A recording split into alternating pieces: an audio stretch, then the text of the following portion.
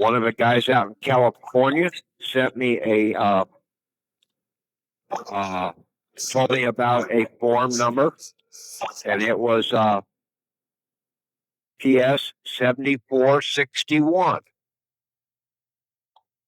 Okay, this is for the title to your property because basically we're under a railroad company system here, under this federal railroad system, and your house is basically a trackage in the railroad system. You have to come in and fill out this 7461 PS 7461 form, and then send that into the postmaster to have your property title sent back to you. And just that form and nothing else? Well, you need to look at the form, okay? Okay, I'll go look. Okay, read the instructions. I don't have one, so I'm not worried about it right now. Mm-hmm. Okay? I can only take care of so many things at one time. Well, I'm trying to look for that form. It's P like in Paul, S7461. Yes, P is in Paul, postal service, PS, and it's 7461. I put it on the site in the folder. Okay. In the postal system. Yes, there it was. I downloaded it. Yeah, that was 2 days ago you put it in. Oh, yeah, Everything that we send out, everything that we send out has to be by COD. Okay? You want a response? You send it out by COD. You always demand money, a payment from them. Like your utility company. You paid the bill last month. Okay? You're going to do a 1099-C this month against the bill. But you're going to do a 1099-A against the payment that you basically paid in last month because they are withholding a tax from you on that second payment. Mm-hmm.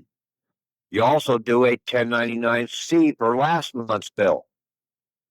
Okay. Now you have a claim of what is on the 1099-A form.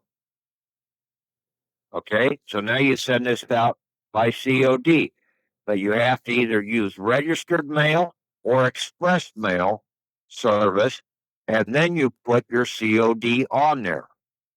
And COD does not stand for cash on delivery. It stands for collection on delivery. You're collecting, okay? And you're having the post office collect either a money order or a check. That's not cash. Okay. Okay, so it's collection on delivery. Read the definition in Anderson's Law Dictionary. It's right there. You can either, if you're in the local area, like for a court scenario, you turn around and you send in your 1099-C to cancel the ticket. But if there's an appearance bond on there, then you do a 1099-A for the appearance bond, and you go down and have the sheriff take that up there and collect the appearance bond for you. He is now your postal COD collector. You're using a third-party collector. They withheld a tax from you. Everything is about taxes out here. And like I said, we are the tax collector. They deposited those bills into our depository. Now we have to go and collect on those bills. The stamp, the $300 penalty that basically the government has been putting on these envelopes, is deposited with the Postal Service.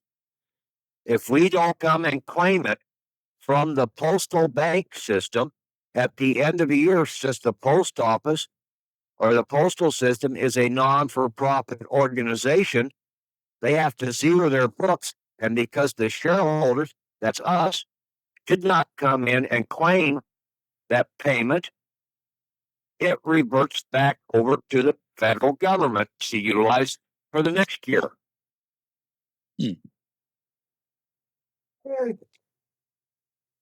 So it's important to save all those envelopes that they send you. All the envelopes, all your certificates, all your receipts you get from the post office. You can turn around all your certified mail labels, all your express mail labels, all the receipts that you throw in, you can turn around. Look at the receipt that you got from the post office. It prints it out and says bill number, and then it's got the clerk's number. So they gave you a bill. Now you turn around and you can claim all of that postage you paid out of your back pocket because that was a tax. And they're withholding that tax from you. Now you have to turn around and claim it back. So you put all that together, put a 1099-A in, and claim it back. Right. There is a bill number, and under it has the clerk number. I'm looking at it. Yes. Now, if you don't have, so you can also use the receipt that is on the certified mail, but do not double charge them. If you put the receipt in, okay, then you can't use the certified mail receipt. Right. Okay. You only use one or the other. Same thing with the express mail. If you have the white copy that prints out on the machine, then you can use that. That's the best one you should be using because that's got the bill number on it. Okay. But if you don't, then you can turn around and claim scan a copy of a lot of these things for your records and then do a 1099-A with that when you send that in. Now, tomorrow morning, you need to call up the IRS in Bloomington, Illinois, and get a bunch of 1099-As on order. There's 3 1099-As per sheet. So if you're ordering 30 of them, you tell them 30, you're going to get 10 sheets. Right. Okay. For the 1099-Bs, there's 2 per sheet. Okay. You shouldn't need too many 1099-Bs. And then for the 1099-Cs, there's 3 per sheet on that. And then you also need to order up some 1096 form because you have to do 1096 for if you're doing 5 or 6 1099-Cs, you put in 1 1096 in with that. You can't mix and match on the 1096. It's got to be either all 1099-Cs or 1099-As or whatever. Those are the only ones that we need to worry about. Okay? We just do primarily the 1099-Cs and A. We cancel the debt and then we claim what they withheld from us. You should have a copy of your W-8 on file so that basically you have yourself identified that you are tax exempt. Now, we're starting to really click. I mean, these people are really starting to become aware of us, and they have not touched us because they can't touch us because we've done everything essentially right. Okay, we were missing a few things, but we have not caused any harm to anybody. Right. You stay away from 1099 OIDs. Those are for the financial system. You are not the financial entities out there that 1099 OID refers to. The only ones that you can really operate are the 1099-Cs, Bs, and As. And the 1099-B is going to be very minimal. And I hope I made a little sense here out of this deal because I'm getting tired of arguing with people and I don't want to have any discussion of any type of item in that regard tonight. So if you have a legitimate question, I'll take it. Otherwise, I'm through. Okay. I wasn't trying to argue with you about the acceptance for value. I know a few people who said they got it, but then a month later, the IRS came back and wanted it back. So That's because they didn't know how to do the system. right. So we have Any questions out there? you have to go back and do the UCC one now. So if we're going to do the CODs, it's as you said in the audio, it's very likely that they're going to refuse it. So does this mean we're going to have to be prepared to go into court cases to actually collect on it? No. Do we You give an turn around, you send them the 1099-A. Okay, you send it into the IRS. You turn around and you send the IRS after them the CID. Okay, so we do 3949A to get them going. Yes. Okay. Okay. They refuse to settle. Okay. Now, see, the post office will, with a COD, will make 2 attempts to settle, to offer that to them to make the payment. But you better have a legitimate claim in there. You put on the outside of the envelope, settlement and set off documents included or enclosed. You're offering settlement. Now, if they refuse the settlement, then they are the ones that are now in default. Okay? So there is no bill. They try and take you into court. You offer settlement. You won hands down because you have your proof that you tried to offer settlement. Can't they argue that we didn't see the settlement? We're not going to pay out money for it? They can't do that because they see you got the post office sitting there that took the damn thing to them and they got it documented. Okay. Okay? And if you actually did send in just a piece of blank paper and try to collect $60,000, you're in big trouble. You send in a piece of blank paper, okay? But what you're saying is that it is settlement because if they pay the money and then we turn in a fraudulent document, then we're in trouble. Yes, if you try and do something like that, okay? Right. I'm not talking about stupid piece of paper here today, okay? I'm trying to get you on track, okay? You start thinking, okay? You'd rather just give up and basically call in a hole somewhere, okay? You want to work this system, then you better start working at it. Okay, well, you have all these little wrinkles that once you They're explain not little wrinkles. Well, they're basically the system that you have to learn, okay? Yeah, once you explain them, they're obvious. I get it. Okay.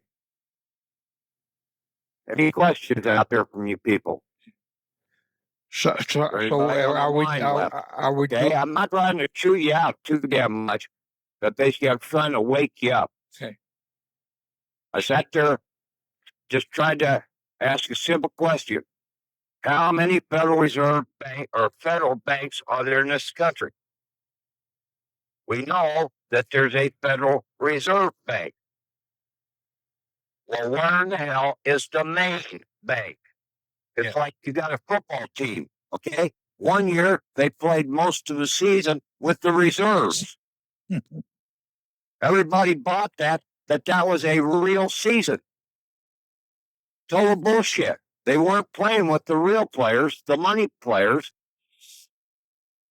They were playing with the reserves. That's what people out here have been playing with, is the reserve bank. Where in the hell's the real bank?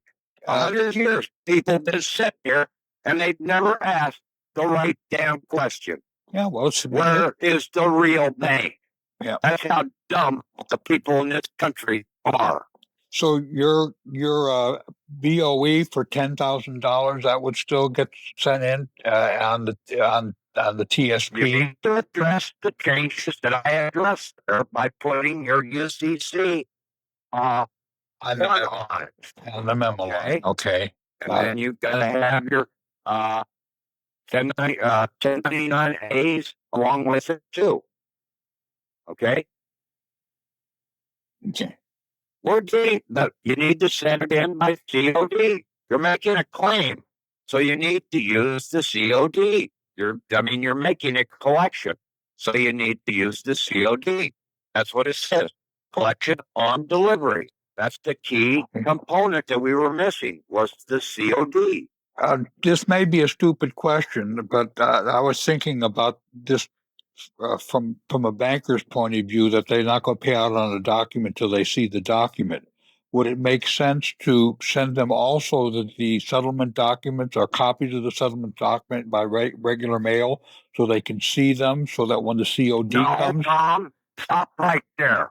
Okay. Go into the damn Anderson Law Dictionary and read what it says about COD, collection on delivery. Collect on delivery, right. They have to give. They're not supposed to see the documents inside until they pay to see the documents inside. Okay. That's the game. They know damn well that basically if it's coming from you and you've got a loan with them, that they owe you something. Ah, right. Okay? Even though no one's ever called them on it. Presuming that they need to have all this other stuff. They don't. They know who the hell you are. They can check out where this is coming from. In a lot of cases, they sent you the damn bill to begin with. Sure. Okay. Okay? Yeah. You're coming now in to collect on that bill. Okay. Just like at the post office. You're coming in to collect on that bill that the post office is withholding taxes from you. For me, too. They deposited it into your hand. Okay? You now want your money back. Mm-hmm. And see, that's why it's a thrift savings plan. Ah, so when we pay postage, we're actually making deposits in our thrift savings You're plan. making a deposit into your thrift savings plan. Whether you want to collect it, you have to come back later and withdraw it. Okay. Anybody else confused about this thing out there? Any more questions? Anybody else want to talk to me after I chew your butt out? Well, you're way ahead of us, Patrick. And even when we try to catch I'm not way ahead of you. Okay, you guys just need to basically, it's all right here. Okay. Yes. But you've seen the implications over and over again, and it's still sort of new to us. And the moment you explain it, it then becomes much more obvious to us. And I appreciate that. Okay. Anybody have any questions? Now you said in your audio that there were other forms that you wanted us to go over in that document list to see if we could come up with any ideas of how to use them too. Yeah, take a look, try and see what other forms you can look up. There's 46 page, 47 pages of documents there. Okay, not all of them are necessarily tied into the post office, but they are because the post office is over everything. They may be ag department forms sitting there, but they're still being run through the post office because the post office is the banking system of the country.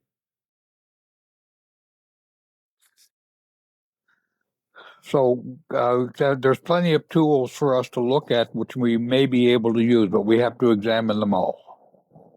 Well, yeah, but for the most part, you just need to look at the ones that I just addressed. Okay? Yes, and the ones you highlighted.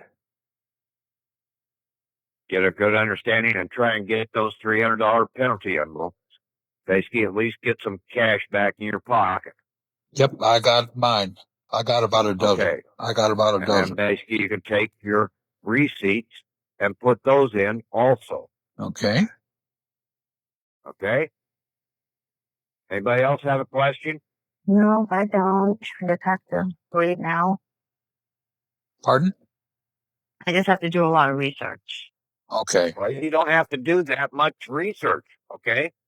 Just listen to this audio. Yeah. Okay? Okay. I tried to simplify this thing down. And you have. As much as possible. And you have.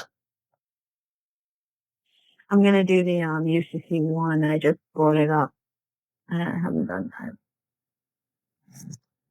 Okay, cool. Yeah, but right now, you don't need to worry about getting the $10,000 bill of exchange in.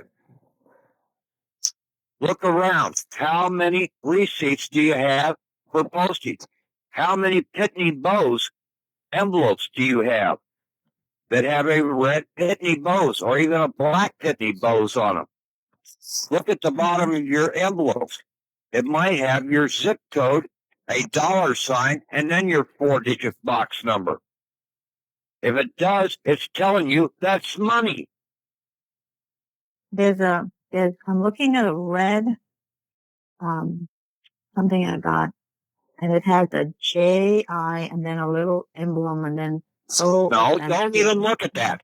Basically, if it's got red on it and it's got Pitney Bowes, okay, you can claim that 46-cent stamp, Becky, because that is who all taxes in this country are owed to the United States of America.